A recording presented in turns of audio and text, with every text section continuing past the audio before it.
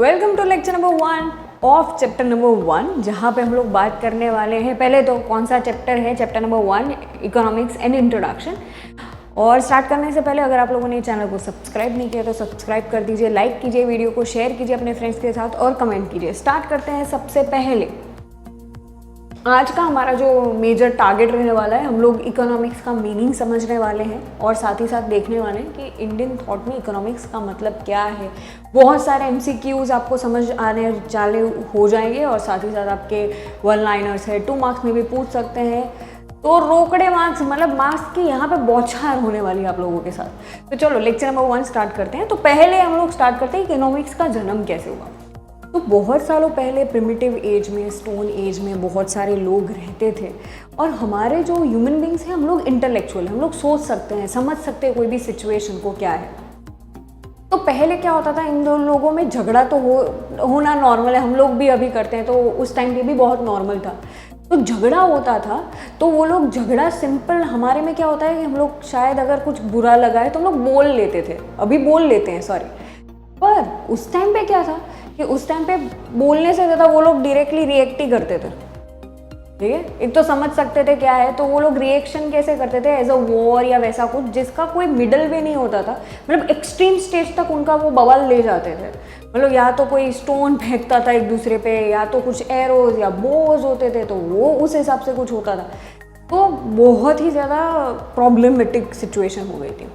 धीरे धीरे लोगों ने सोचा कि नहीं यार, ये सिचुएशन तो गलत है यार, लोग ऐसे ही आक्रमण करना स्टार्ट कर देंगे तो ये तो गलत है। तो बाद में ऐसी एक सिस्टम लोगों ने बाद में खुद ही सोचा, उन्होंने बोला कि नहीं, एक पॉलिटिकल सिस्टम होनी चाहिए कोई भी कंट्री में, इकोनॉमिकल सिस्टम होनी चाहिए, बाद में सोशल सिस्टम होनी चाहिए, जिसके वजह से क्या होगा कि लोग एक दूसरे के साथ ऐसा कुछ करेंगे नहीं और हैप्पीली रह पाएंगे।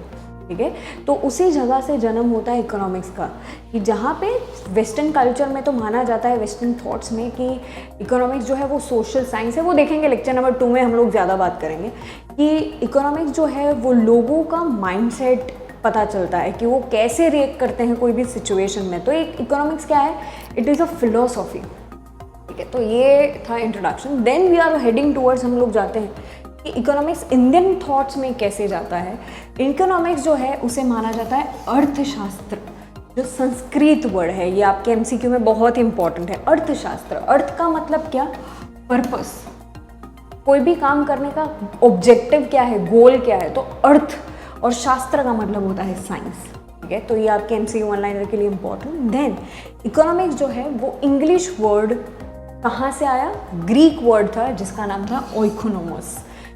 ऐसे ही प्रोनाउंस होता होगा, हम लोग वैसा रखते हैं, या तो फिर जिस हिसाब से, तो ओइकोनोमस मैं अभी ऐसे प्रोनाउंस कर रही हूँ, तो उस हिसाब से जिसको आता हो वो वैसे कर ले। ओइकोनोमस, ओइकोस का मतलब होता है हाउस होल्ड और नोमस का मीनिंग होता है मैनेजमेंट। मतलब इसका मतलब हो जाता है मैनेजमेंट ऑफ हाउस होल्ड। ये जो है भाई, ये तो पूछ लेंगे हाँ भाई, 1 मार्क का क्वेश्चन, ये 1 मार्क का, ये सारे रोकड़े रोकड़े 1-1 मार्क के आपको मिल जाएंगे अगर आप प्रॉपरली समझ रहे हो तो।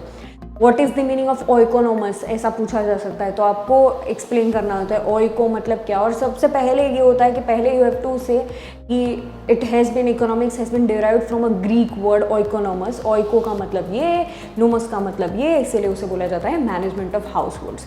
मूविंग फर्दर, अब आता है कि हमारे इकोनॉमिक्स इंडियन थॉट्स में कितने साल पुराना, इंडियन कल्चर हमारा कितना पुराना है, तो 5000 साल से भी ज़्यादा हमारा पुराना है। कोई भी ह्यूमन बीइंग के 4 पर्पसेस हो सकते हैं लाइफ में।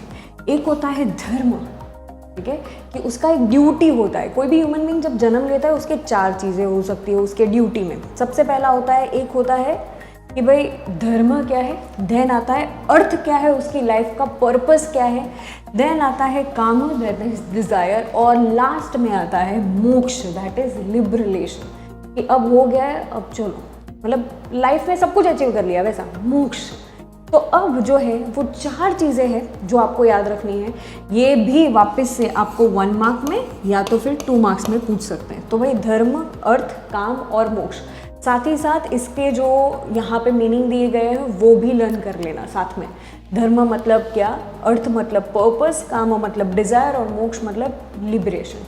ठीक है, तो इस हिसाब से आपका पूरा आएगा। देन वो आप देखते हैं इकोनॉमिक्स एंड इंडियन थॉट्स में इकोनॉमिक्स कैसे डिराइव हुआ? सिंपल सी चीज़ है कि कोई भी इंसान कोई पर्पस से काम करता है, मतलब उसको कोई पर्पस, उसका मेजर पर्पस होता है कुछ बेनिफिट हासिल करने का, ठीक है। कोई इंसान काम कर रहा है तो उसको ऐसा होता है कि मुझे पैसे मिलेंगे, महीने की सैलरी मिलेगी, तो उसका कुछ बेनिफिट है, अगर वो उस बेसिस से, उसकी पर्पस वैसा है कि उसको वो सैलरी चाहिए, तो उसे बोला जाता है इकोनॉमिक एक्टिविटी।